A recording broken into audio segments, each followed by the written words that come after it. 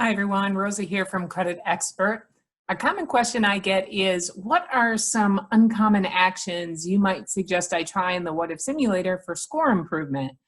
Do you have any tips to help me out? So I wanted to offer up a couple suggestions in the CreditXpert What-If Simulator.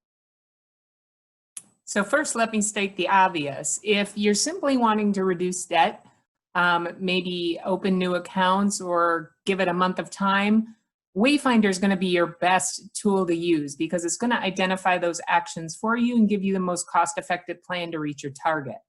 But if you're using the What-If Simulator, like maybe you have to remove some disputes or you have some other credit management actions you want to simulate and you need to come up with your own plan, there are a few uncommon actions that most people don't even think about trying. So after your typical balance reductions, things that you would normally consider simulating, the next thing I typically check is medical collections. So if they have a medical collection being reported, I'm going to simulate the removal of that collection. Medical collections are often easy to get removed. If your applicant reaches out to the collection company and offers to settle the collection in exchange for deletion, oftentimes they'll do that for medical collections. So I'm going to simulate the removal, and you can see in this case it provided a nice boost. The next thing I'm going to try is time. Now, depending on the situation, I may have very little time to work with, which is the most common, or if maybe I've just pre-approved them and they're going to start shopping for a house, or maybe they're in a new build situation. I know it's going to be, say, 3 months into the future before I repo credit. I'm going to simulate the impact of time. So time can work in both directions, meaning it can help or hurt. New information obviously becomes older, good information falls off, information becomes old enough to be considered. So it's a guess as to which way that score is going to be impacted with the passage of time. Most people assume like more time, on-time payments is better. Not always the case.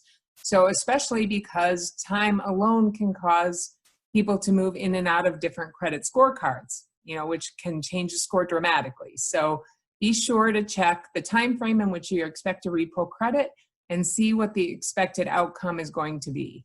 The next thing I would check, I'm just going to start over here, is simulating the addition of a new account. And some of the feedback I get on this are people say, they have a thick profile, so a new account's just going to hurt them. That's not the case always, right? It's hit or miss because adding a new account could move them into a different scorecard. It impacts the age of accounts, the mix of accounts. It can impact revolving utilization. It's obviously going to add another inquiry. All that information is considered when you simulate the addition. Now, in this particular case, it isn't going to help them, but it's worth a check. And finally, the other thing I would consider, especially if you're looking at a joint application and maybe there's not a lot of credit on this particular borrower, I would look at adding this borrower as an authorized user to an account with the other, the co-borrower. So you can take a look at the credit report, see what credit card they have there that they may be able to add it as an authorized user, and you can simulate that here in the add a new account function. You'll just need to know the credit limit, the current balance, and then the date in which it was opened. You can find this in the credit report, or of course, that co-borrower is going to have that right on the back of the card. So you can simulate that here, and that's going to report a little bit quicker than opening a new account. So that's one of the benefits of adding an authorized user account, in addition to getting all the history associated with that account. So if it was open 5 years ago, adding them as an authorized user is going to apply that 5 years of history. Now, of course, there's concerns about adding authorized user accounts.